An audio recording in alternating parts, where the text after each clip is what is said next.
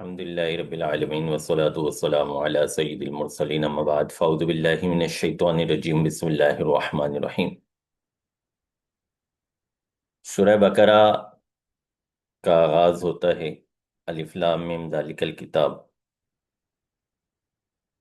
اللہ کریم جل جلالہ نے یہاں پر نیک اور بد کی کچھ پہچان اور ان کا انجام بیان فرمائے گا ہدی للمتقین۔ قرآن پاک ہدایت ہے، رہنمائی ہے پرہیزگاروں کے لیے، نیک لوگوں کے لیے، اللہ اور اس کے رسول عز و جل و صلی اللہ علیہ وسلم کے فرما برداروں کے لیے۔ نیک لوگ کون ہیں؟ ان کے اوصاف بیان کیے گئے۔ الذین یؤمنون بالغیب، پہلا وصف یہ ہے کہ وہ غیب پر ایمان رکھتے ہیں۔ آج کے زمانے کے اعتبار سے اگر دیکھا جائے تو یہ ایک بہت بڑی چیز ہے۔ جس زمانے میں لوگ ہر چیز پر بحث کرتے ہیں، دینی مسائل پر، دینی معاملات پر، عقائد پر، ہر چیز پر بحث کی جاتی ہے عقل کو سامنے رکھ کے کہ جی یہ کیسے ہو جائے گا، ایسے کیوں ہو سکتا ہے، یہ کیوں ضروری ہے، یہ کیوں ہونا چاہیے۔ اس موقع پر اگر کوئی شخص اپنے ایمان کا اظہار یوں کرے کہ جی اللہ اور اس کے رسول عز و جل صلی اللہ علیہ وسلم نے مجھے یہ حکم دیا ہے کہ نماز ایسے پڑھنی ہے، اتنی پڑھنی ہے، اتنی رکعتیں ادا کرنی ہیں، میں نے جن علماء کو فالو کرتا ہوں، جن علماء نے دین کو سمجھا ہے، سیکھا ہے، ان سے سنا ہے، جو اللہ اور اس کے رسول عز و جل صلی اللہ علیہ وسلم کا خوف رکھتے ہیں، جو تقوی والے ہیں، ان سے سنا ہے کہ اتنی رکعتیں پڑھنا فرض ہے، یا گانے باجے سے بچنا ضروری ہے، پردے کا حکم ہے، تو وہ عقل کے گھوڑے نہیں دوڑا رہے ہوتے، عقل کے پیچھے نہیں جا رہے ہوتے، بلکہ اللہ اور اس کے رسول صلی اللہ علیہ وسلم کے بتائے پر، یوں کہیں کہ ظاہری دلائل سے قطع نظر کر کے، عقلی بحثوں سے قطع نظر کر کے اس پر ایمان لا رہے ہوتے۔ تو یہاں ایک وصف بیان کیا گیا نیک لوگوں کا، اہل ایمان کا، کہ وہ غیب پر ایمان رکھتے ہیں۔ پھر دوسرا وصف بیان کیا گیا یقیمون الصلاۃ، نمازوں کی پابندی رکھتے ہیں، نمازیں پابندی سے ادا کیا کرتے ہیں، نمازوں کا خیال رکھا کرتے ہیں، نمازوں کی احتیاط کیا کرتے ہیں۔ یوں نہیں کہ جو نماز پڑھ لی جو رہ گئی رہ گئی، جیسی سمجھ آئی ویسی پڑھ لی، کوئی سیکھا نہیں، کوئی اس کے لیے اہتمام نہیں کیا، بلکہ وہ نمازوں کا خیال رکھتے ہیں، نمازوں کی احتیاط کرتے ہیں۔ یہ ان کا دوسرا وصف ہے۔ تیسرا وصف مما رزقناہم ینفقون، تیسرا وصف یہ ہے کہ اللہ نے جو ان کو دیا ہے وہ اللہ کی راہ میں اسے خرچ کرتے ہیں، وہ لوگوں کو وہ چیزیں پہنچاتے ہیں۔ اگر ان کو علم ملا ہے تو وہ علم دوسروں تک پہنچاتے ہیں، اگر ان کو مال ملا ہے تو مال دوسروں میں تقسیم کرتے ہیں، اگر عہدہ ملا ہے تو عہدے کے تحت جو ان کے اختیارات ہیں، ان اختیارات کو لوگوں میں ان اختیارات کے ذریعے لوگوں کو فائدہ پہنچاتے ہیں۔ تو جو انہیں اللہ نے عطا کیا ہے، جو ان کو ملا ہے، اب چاہے وہ مال ہو، اولاد ہو، یا علم ہو، یا عہدہ ہو، اس کے فوائد وہ دوسروں کو پہنچاتے ہیں۔ یہ بھی ان کا ایک وصف ہے نیک لوگوں کا، اہل تقوی کا، اہل ایمان کا۔ پھر فرمایا والذین یؤمنون بما انزل الیک وما انزل من قبلک، وہ ساری ایمانیات پر، سارے مسائل پر، سارے احکام پر ایمان رکھتے ہیں۔ یوں نہیں ہے کہ جو اپنے مطلب کے احکام ہیں انہیں مان لیا، اور جو احکام جو ہے وہ سمجھ نہیں آتے، جو احکام جو ہے ان کی وجہ سے انہیں پریشانی ہوتی ہے، رکاوٹ محسوس ہوتی ہے دنیاوی معاملات میں، انہیں چھوڑ دیتے ہیں۔ ایسا نہیں، بلکہ تمام احکامات، دین کے جتنے بھی احکامات ہیں، ان کا تعلق چاہے کاروبار سے ہو، چاہے گھر بار سے ہو، چاہے میاں بیوی کے تعلقات سے ہو، چاہے اولاد اور والدین کے درمیان کے معاملات ہوں چاہے رشتہ داروں کے معاملات ہوں، وہ تمام پر یقین رکھتے ہیں، تمام پر عمل کرنے کی کوشش کرتے ہیں۔ ایسا نہیں ہے کہ کسی عمل کو اختیار کر لیا اور کسی عمل میں کہہ دیا کہ نہیں یار یہ تو ضروری نہیں ہے، اس کو چھوڑ دو، یہ کہاں سے ثابت ہے، اس کو رہنے دو۔ تو یوں ان کا ایمان تذبذب کا شکار نہیں ہوتا، یوں ان کا ایمان کمزور نہیں ہوتا۔ اور پھر آخری صفت ان کی بیان کی گئی، بالآخرتی ہم یوقنون، وہ آخرت پر ایمان رکھتے ہیں۔ انہیں آخرت کا یقین ہوتا ہے کہ دنیا میں اگر ہم پر پریشانی آتی ہے، دنیا میں اگر ہم پر آزمائش آتی ہے، دنیا میں ہمارا کاروبار اگر اتنا پھلتا پھولتا نہیں ہے بظاہر، جتنا ایک جھوٹ بولنے والے، ایک دھوکہ دینے والے، ایک لوگوں کے ساتھ فراڈ کرنے والے، ڈنڈی مارنے والے کا بظاہر کاروبار دنیا میں پھیل رہا ہوتا ہے، اتنا ہمارا کاروبار نہیں پھیلتا، اتنے ہمیں اختیارات نہیں مل پاتے، اتنے آگے تک ہم نہیں جا پاتے، لیکن آخرت جو ہے وہ اللہ تبارک و تعالی عمل کے مطابق عطا فرمائے گا، اپنے کرم سے عطا فرمائے گا۔ اور وہاں پر جو اللہ تبارک و تعالی نے دنیا میں معیار رکھا ہے، وہ اس کے احکام کی پیروی کو رکھا گیا ہے۔ تو وہ آخرت پر ایمان رکھتے ہیں کہ آخرت میں ضرور ہمارے اوپر جو آزمائشیں آ رہی ہیں، جو مشکلیں آ رہی ہیں، ہم جو دین پر عمل کر رہے ہیں، اس کا صلہ انشاءاللہ آخرت میں ہمیں ضرور ملے گا۔ وہ آخرت پر یقین رکھتے ہیں، صرف یہ نہیں کہ انہوں نے زبان سے کلمہ پڑھ لیا، زبان سے جو ہے وہ اسلام کے باتوں کو دہرا لیا، اور پھر جب عمل کا وقت آیا تو پھر عمل میں کہ یار پتہ نہیں کیا ہوگا، کیسے ہوگا، ابھی فی الحال دنیا میں تو ہم کچھ کر لینا، دنیا میں تو اپنے معاملات کو سیدھا کر لیں، دنیا میں تو اپنے معاملات کو سنوار لیں۔ وہ اس طرح کا نہیں، بلکہ یوقنون، وہ آخرت پر یقین رکھتے ہیں، انہیں یقین ہے کہ دنیا میں ہم نے عمل کرنا ہے، کس کے لیے؟ آخرت کے لیے۔ اچھا کریں گے تو آخرت اچھی ہوگی، برا کریں گے تو آخرت بری ہوگی۔ ان کا صلہ کیا ہے؟ جن کی یہ صفات ہیں، جن کی یہ صفات ہیں کہ وہ غیب پر ایمان رکھتے ہیں، وہ نمازوں کا دھیان رکھتے ہیں، وہ اللہ کی عطا کو لوگوں میں تقسیم کرتے ہیں، وہ تمام احکام الہیہ پر عمل کرتے ہیں، یقین رکھتے ہیں، وہ آخرت پر یقین رکھتے ہیں۔ ان کا انعام یہ فرمایا، اولئک علی ھدی من ربہم، دنیا میں وہ اللہ کی طرف سے ہدایت پر ہیں، درست راہ پر ہیں، دنیا میں بھٹکیں گے نہیں، غلط راہ پر نہیں جائیں گے، غلط عقیدے کے پیروی نہیں کریں گے، اور آخرت میں ان کے لیے یہ انعام ہے کہ ہم المفلحون، وہ فلاح پا جائیں گے، اللہ کی بارگاہ میں وہ کامیاب لوگوں میں شمار ہوں گے، ان کا شمار بروز قیامت کامیاب افراد میں کیا جائے گا۔ اور بد لوگوں کا کیا؟ بد لوگوں کی نشانیاں، بد لوگوں کی علامتیں، ان کا حال کیا ہوتا ہے، وہ کس طرح کے عمل کرتے ہیں، اور پھر ان کا انجام کیا ہوتا ہے۔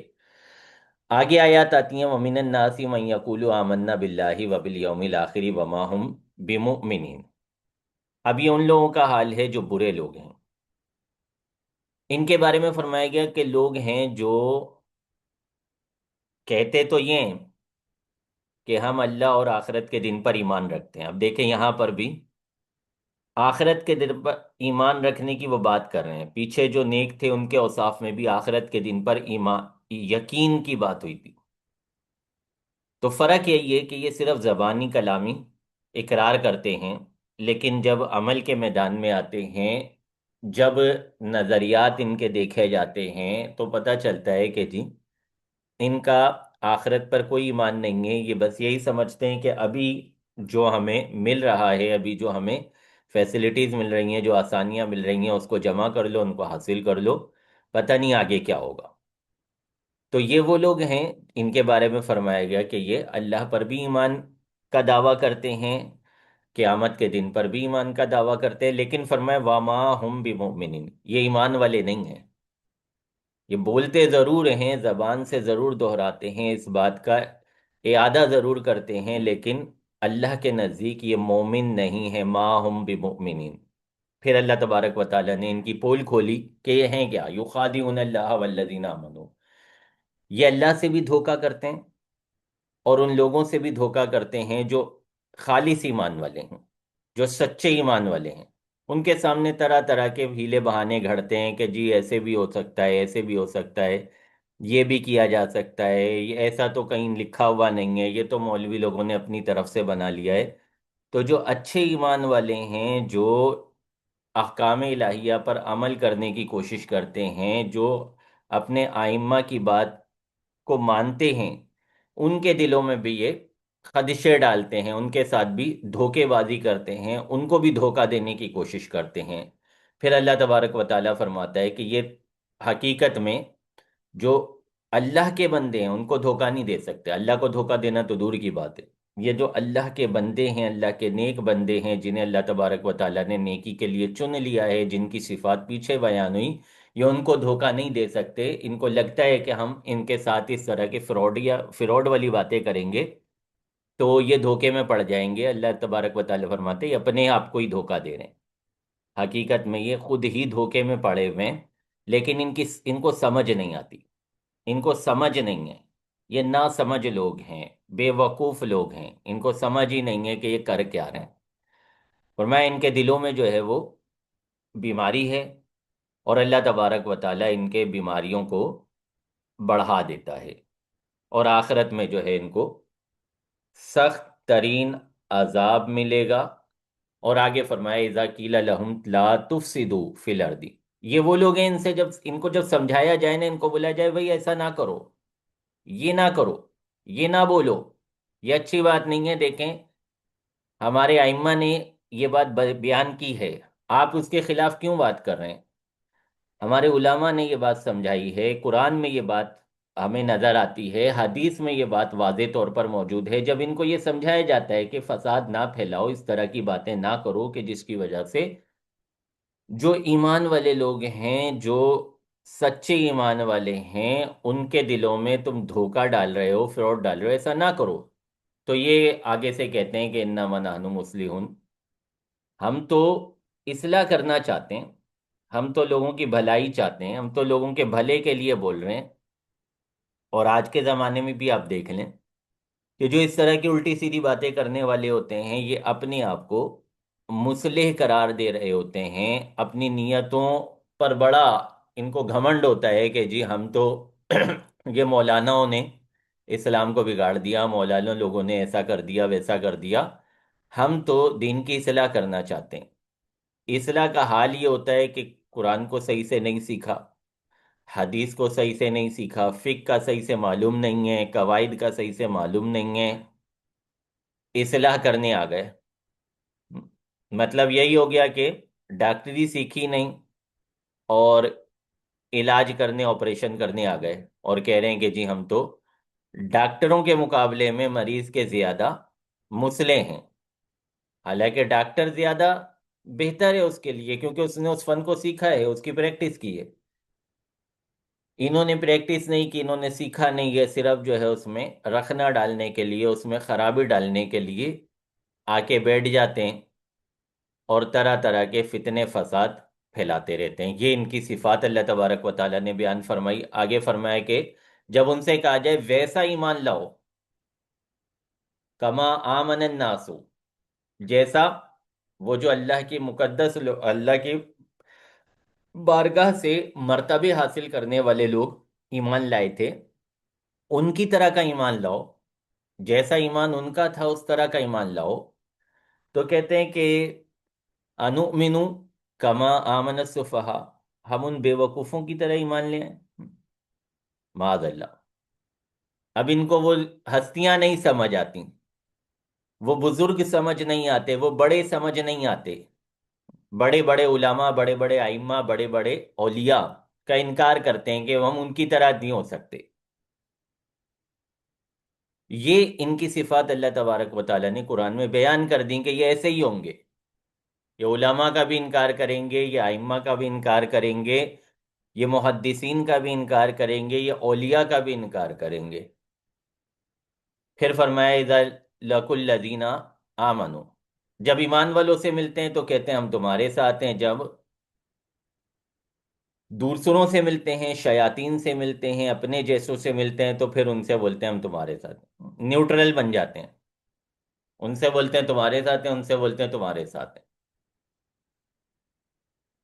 اور ہم تو ایسے ہی ان سے ہنسی مذاق کر رہے تھے، ہم تو ایسے ہی ان سے ٹھٹھا کر رہے تھے، تو اللہ تبارک و تعالیٰ فرماتا ہے اللہ یستہزئ بہم ویمدہم فی طغیانہم۔ اللہ تبارک و تعالیٰ ان کو اس مسخری کا، اس بے حیائی کا بدلہ دے گا، اس کی سزا دے گا، اور یہ اپنی سرکشی میں بھٹکتے رہیں گے۔ یہ بھی ان کی ایک سزا ہے کہ ان کو ایسا لگتا ہے کہ ہمیں سزا نہیں مل رہی، مزید اپنے دھوکے بازیوں کو، اپنے فراڈ کو آگے بڑھاتے ہیں۔ لگتا ہے ایسا ہے کہ جی ہمیں، اگر ہم غلط ہوتے تو ہم پہ سزا آتی، جیسے پچھلی قوموں میں ہوتا تھا کہ جب وہ نبیوں کو پریشان کرتے تھے، نبیوں کی بات نہیں مانتے تھے، تو کہا کرتے تھے صحیح ہے بھائی، ہم پر عذاب لے آؤ۔ اور چونکہ اللہ تبارک و تعالیٰ کی جو تقدیر ہے، اس کے مطابق ان پر عذاب آنے میں بھی وقت ہوتا تھا، ان کی گرفت ہونے میں بھی وقت ہوتا تھا، تو عذاب نہیں آتا تھا ان کے کہنے پر۔ تو وہ یہ سمجھتے تھے کہ بھئی ہم تو صحیح ہیں، اگر ہم صحیح نہیں ہوتے تو ہماری پکڑ ہو جاتی، ہماری گرفت ہو جاتی، ہم پر عذاب آ جاتا۔ وہی حال ان لوگوں کا ہوتا ہے کہ جب ان کو ڈھیل ملتی ہے تو یہ سمجھتے ہیں کہ ہم تو صحیح ہیں، ہم تو واقعی مسلم ہیں۔ پھر ان کی وہ جو گمراہیاں ہیں، ان کی جو دھوکے بازیاں ہیں، وہ مزید بڑھتی چلی جاتی ہیں۔ اور پھر اللہ تبارک و تعالیٰ نے ایسے لوگوں کے لیے دو بڑی پیاری مثالیں بیان فرمائیں۔ وہ مثالیں انشاءاللہ پھر کسی دن ڈسکس کریں گے۔ اللہ تبارک و تعالیٰ ہمیں آیات کریمہ کو سیکھنے، سمجھنے، ان پر عمل کرنے کی توفیق عطا فرمائے۔ ہمیں نیکوں کی صفات، متقین کی صفات اختیار کرنے کی توفیق عطا فرمائے۔ آمین ثم آمین بجاہ النبی الامین صلی اللہ علیہ وسلم۔